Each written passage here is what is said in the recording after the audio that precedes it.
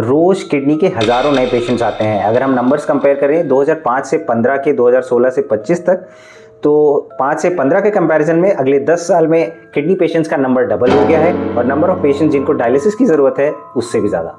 इनमें से बहुत से लोग कहते हैं कि हमें कोई प्रॉब्लम नहीं थी, हमें ना डायबिटीज़ ना हाइपरटेंशन कुछ नहीं है और हम हमेशा हेल्दी खाना खाते हैं, लेकिन गलत फूड चॉइसेस की वजह से इन्हें किडनी डैमेज फेस करना पड़ता है। तो आइए शुरू करते हैं।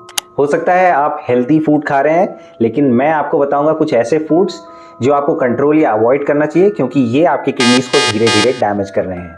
वीडियो को एंड तक जरूर देखिएगा क्योंकि कुछ फूड्स आपके लिए शॉकिंग हो सकते हैं। पहला और सबसे इंपॉर्टेंट फूड है फ्राइड फूड, स्पेशली बाहर का फ्राइड फूड जो कि रिपीटेडली हीटेड ऑयल में बनाया जाता है। जब हम फूड्स को काफी हाई टेम्परेचर पे कुक करते हैं, यानी ग्रिलिंग या फ्राइंग, तो बनते हैं एडवांस ग्लाइकेशन एंड प्रोडक्ट्स। तो क्या होते हैं ये advance glycation end products? High temperature पे ग्लूकोज मॉलिक्यूल एब्नॉर्मल ढंग से फैट या प्रोटीन से जुड़ जाते हैं। जो एंड प्रोडक्ट्स बने हैं ये बॉडी के लिए हार्मफुल होते हैं क्योंकि इनका फैट या प्रोटीन बॉडी यूज नहीं कर सकती और इसको निकालने की कोशिश करती है। अब किडनी एक फिल्टर की तरह होती है। अब फिल्टर के पोर्स को ये advance glycation end products block करते हैं और किडनी को डैमेज करते हैं। आपको ये जान के सरप्राइज होगा कि जो डायबिटिक्स हैं उनमें हाई शुगर की वजह से ये एंड प्रोडक्ट्स उनकी बॉडी के अंदर ही बनते रहते हैं, तो उनके लिए किडनी डैमेज का रिस्क डबल हो जाता है क्योंकि वो बाहर से भी कंज्यूम कर रहे हैं और उनके शरीर के अंदर भी ये एंड प्रोडक्ट्स बन रहे हैं। सबसे इंपॉर्टेंट फूड कंपोनेंट है नमक। ज्यादा नमक से बीपी बढ़ता है और ये बीपी धीरे धीरे लंबे समय में आपकी किडनी डैमेज करता है। हमें पता नहीं चलता, लेकिन हम पूरे दिन हाई सॉल्ट फूड लेते रहते हैं, चाहे वो चिप्स हो, नमकीन हो या फिर घर के बने अचार पापड़। क्या आपको पता है कि एक चम्मच अचार में 3 ग्राम से भी ज्यादा नमक हो सकता है और WHO रिकमेंड करता है 3 से 6 ग्राम नमक पर डे। अभी 2 दिन पहले एक पेशेंट आए थे मेरे पास रिपोर्ट्स लेके कि उनकी किडनीज खराब हो रही है, क्रिएटिनिन बढ़ा हुआ है, और हिस्ट्री लेने पे पता चला कि उनको कोई प्रॉब्लम नहीं है। 1 साल पहले उनको बीपी की प्रॉब्लम डायग्नोस हुई थी। उन्होंने रेगुलर दवाइयां नहीं ली और अब उनकी किडनी खराब हो चुकी है। कहने का मतलब ये कि उनका बीपी हो सकता है अभी 1 साल नहीं, काफी लंबे समय से था, उनकी फूड हैबिट्स की वजह से, क्योंकि उनको फैमिली में भी किसी को कोई बीपी की प्रॉब्लम नहीं थी। अभी तक हमने बात की फ्राइड फूड और हाई सॉल्ट फूड, दोनों नुकसानदायक है। नेक्स्ट फूड है जिसमें ये दोनों है, फ्राइड नमकीन। एक तो ये फ्राइड है, सॉल्ट लोडेड भी, इसके नाम में ही नमक है। यूजुअली हम लोग की आदत होती है भूख लगी तो नमकीन खा लो, मूवी देखते देखते पूरा पैकेट नमकीन या चिप्स का खा लो। ये आदत सही नहीं है, डोंट डू इट। आप बोलेंगे खाएं क्या, तो इसके ऑल्टरनेटिव होंगे एक रोस्टेड मखाना या fruit chaat with low salt. Next important food है sugary drinks like soda, package juices, cold drinks. ये मल्टीपल स्टडीज में प्रूवन है कि प्रोसेस शुगर ओवरलोड से डायबिटीज का रिस्क बढ़ता है और डायबिटीज नंबर 1 कॉज है किडनी के फेलियर का। कोला ड्रिंक्स में फॉस्फोरिक एसिड होता है जिससे किडनी स्टोन बनने का रिस्क बढ़ता है। ऑल्टरनेटिव्स क्या होंगे? नारियल जूसेस और fresh fruit juice without added sugars. Next important food item है कैंड फूड्स। अब देखो, कैंड फूड्स में नॉर्मल बिलीफ है कि प्रिजर्वेटिव्स ज्यादा होते हैं, लेकिन ऐसा नहीं है। कैंड फूड की प्रोसेसिंग ऐसी होती है कि उसमें प्रिजर्वेटिव की जरूरत नहीं होती है, लेकिन इनकी पैकेजिंग में यूज होता है बिस्फेनॉल ए। कुछ स्टडीज में पाया गया कि मोर देन 90% कैंड फूड्स में ये बिस्फेनॉल ए यूज होता है और अगर कैंड फूड्स का रेगुलर कंजम्पशन किया जाए तो 5 दिन के रेगुलर कैंड फूड खाने के बाद हमारे शरीर में मोर देन 1000% बिस्फेनॉल ए का कंपोनेंट बढ़ जाता है। ये बीपीए ना केवल डायबिटीज का रिस्क बढ़ाता है बल्कि ये हार्ट पे भी असर करता है और मेल सेक्सुअल डिस्फंक्शन का भी रिस्क बढ़ाता है। नेक्स्ट फूड है white breads and refined carbs, जैसे कि कॉर्नफ्लेक्स या रिफाइंड ओट्स। नॉर्मली जो नेचुरल कॉर्न या ओट्स होते हैं उनमें होते हैं mineral, fibres and vitamins, but जो मार्केट के रिफाइंड प्रोडक्ट्स होते हैं उनमें ना है फिर मिनरल, ना फाइबर, ना वाइटामिन्स।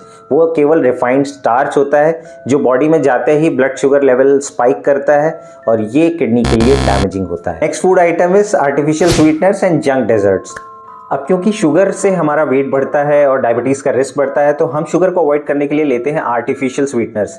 बहुत सारे मार्केट अवेलेबल प्रोटीन पाउडर्स या प्रोटीन बार्स या डिफरेंट फूड प्रोडक्ट्स में आर्टिफिशियल स्वीटनर्स यूज होते हैं। जनरली ये आर्टिफिशियल स्वीटनर्स सेफ होते हैं, लेकिन मल्टीपल स्टडीज ने दिखाया है अगर इनको रेगुलर और हाई क्वांटिटी में लिया जाए तो ये शुगर की क्रेविंग भी बढ़ाते हैं और टाइप 2 डायबिटीज का रिस्क भी बढ़ाते हैं, तो अल्टीमेटली किडनी डैमेज कर सकते हैं। तो ऑल्टरनेटिव क्या है? आप स्वीटनेस के लिए फ्रेश फ्रूट्स यूज कर सकते हैं या फिर अनफ्लेवर्ड प्रोटीन पाउडर्स लेके उनको शेक्स में या डिफरेंट प्रिपरेशन, फूड प्रिपरेशन में यूज कर सकते हैं अपनी स्वीटनेस बढ़ाने के लिए। Next is energy drinks and access protein supplements. आजकल एनर्जी ड्रिंक्स बहुत ज्यादा मार्केट हो रहे हैं क्योंकि आपका ये base line energy level increase करते हैं, आपकी वर्क एफिशिएंसी बढ़ाते हैं, आपका वर्कआउट एफिशिएंसी बढ़ाते हैं। इन सारी एनर्जी ड्रिंक्स में होता है high quantity of caffeine. Caffeine एक न्यूरोस्टिमुलेंट है, ये आपकी वर्कआउट एफिशिएंसी को इंप्रूव करता है, लेकिन स्पेशली जिम गोअर्स जो कि डिहाइड्रेटेड हैं उनमें कार्डियक रिस्क बढ़ाता है, मतलब हार्ट अटैक का रिस्क बढ़ाता है।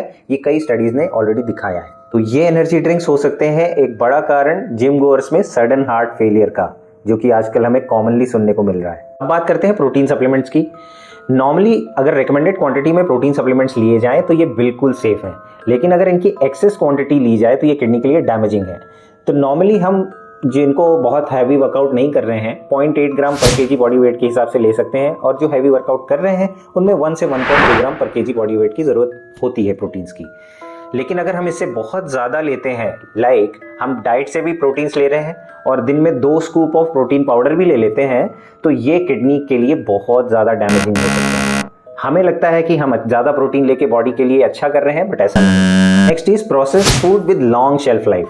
लॉन्ग शेल्फ लाइफ मतलब ज़्यादा प्रिजर्वेटिव। इनमें से एक डेंजरस और बहुत कॉमन प्रिजर्वेटिव है TBHQ। ये vegetable oils, fatty foods, fast foods या फ्रोजन फूड्स में बहुत कॉमनली यूज होता है। इसका सबसे ज्यादा कॉन्सेंट्रेशन होता है frozen foods like frozen fish में। यूएस की स्टडीज में दिखाया है कि अगर इसका कंजम्पशन मोर देन 1.2 mg पर केजी बॉडी वेट से ज्यादा है, स्पेशली जो बाहर का बहुत ज्यादा फ्रोजन फूड खाते हैं या हाई फैटी डाइट लेते हैं, उनमें इसकी क्वांटिटी ज्यादा होती है और ये डेंजरस। तो अपने फूड चॉइसेस में स्मार्ट रहिए। अगर आप बाहर का खाना खा भी रहे हैं तो फूड लेबल पढ़िए, अगर इनमें से कुछ भी उस लेबल में है, अवॉइड इट।